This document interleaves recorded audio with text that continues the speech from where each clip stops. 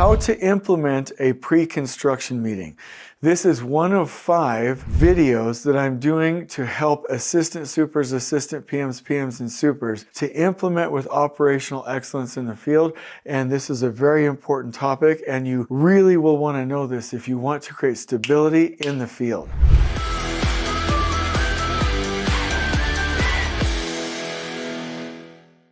So the idea here is that when a crew goes to their zone, this could be open dirt, this could be for foundations, this could be a zone inside of a building, that as the crew mobilizes and the foreman with the workers start to go do their work, that they literally have all of the information, okay, and preferably visual, that they literally have their bin of materials, meaning they legitimately have full kit, and they have any equipment that is needed, right, to go do the work so that they're successful.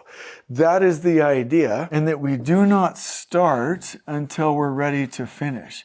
See, what we do in the industry now is we just say, oh, go start and we'll figure it out. But we're wasting countless labor hours and hurting trade partners and their finances when we do that.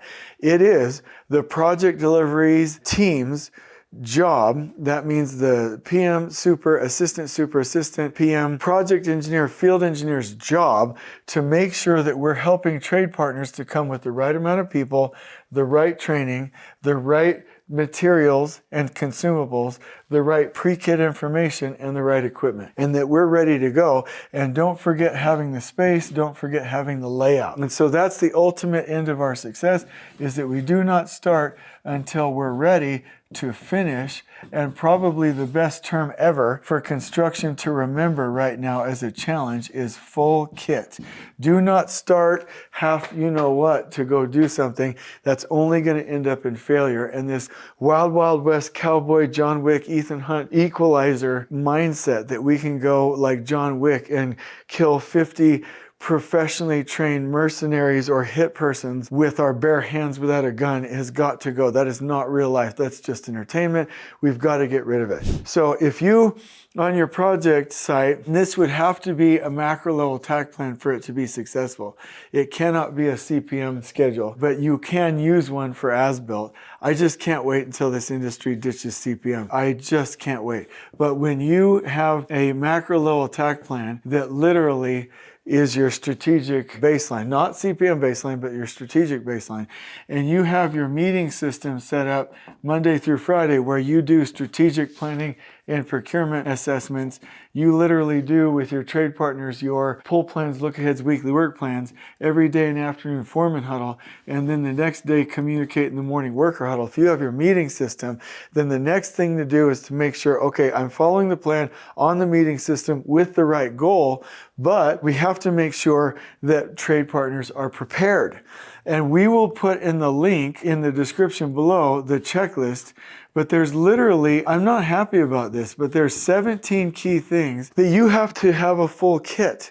And they're not all going to apply to all of the crews and their work packages, but you will at a minimum have the people, the training, the plan, the secondary plan, the tools, the equipment, the information, the permissions, the layout, and the clear space as a part of this list, at least 6 or 7 things that have to happen every time. And if you look at a phase in construction, if it's done properly in a time by location format, it will always look in some way or another like a parallelogram. What this means is you got zone 1, 2, 3, 4, 5, 6, 7, you know, whatever. You got your individual activities. It's in a time by location. If you take one of these activities before you go to zone 1, 3 weeks before that, you should have a pre-construction meeting. Some people call it a preparatory meeting. So I'll just do prep, a pre-install, whatever you call it, it's fine. But before that crew hits on site, we've got to make sure that we're hosting that meeting. And this is crucial. Those people think that, you know, hey, a pre-con meeting is a boring meeting. Check the box that I have to do because the owner requires it. No, it's not. This is your opportunity to get the trade partner, super, and foreman. This isn't meant to communicate hierarchy with the project delivery team onboarded, ready to go to say, is that ready? Is that ready? Is that ready? Is that ready? Is that ready?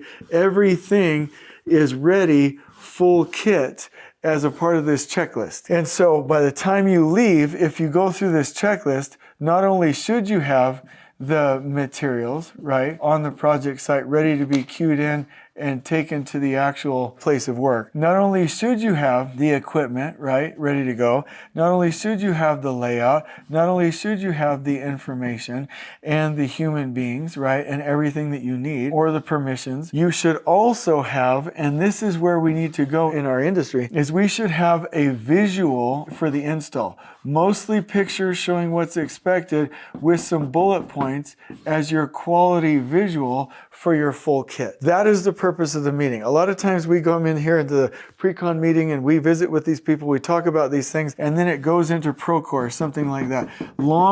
Nobody's ever gonna read meeting minutes that don't matter at all, unless you're one of those companies that wants to waste millions of dollars fighting court cases instead of preventing. This is not the measure of success. The measure of success is that we know we have these things. This is a fact, not a hope, and we have an actual visual as the meeting minutes, somebody in the meeting that's cataloging that so that we know exactly how to start on site. So this visual can be one document. It can be the visual plus the kit of parts plus the lift drawing.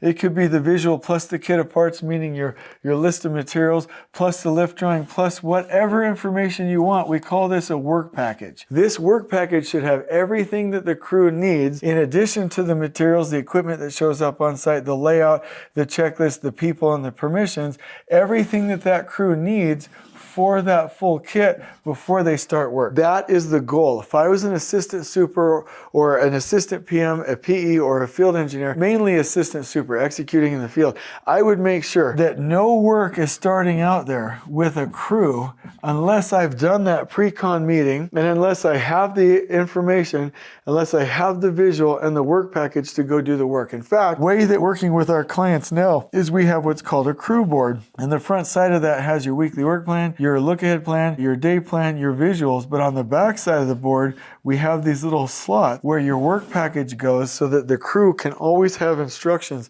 for how to put that together. Imagine a time where assistant supers spend most of their time not fighting fires, but helping to make sure that the logistics full kit is ready, that they have the information, and that there's visual systems with the crews to do the work right the first place.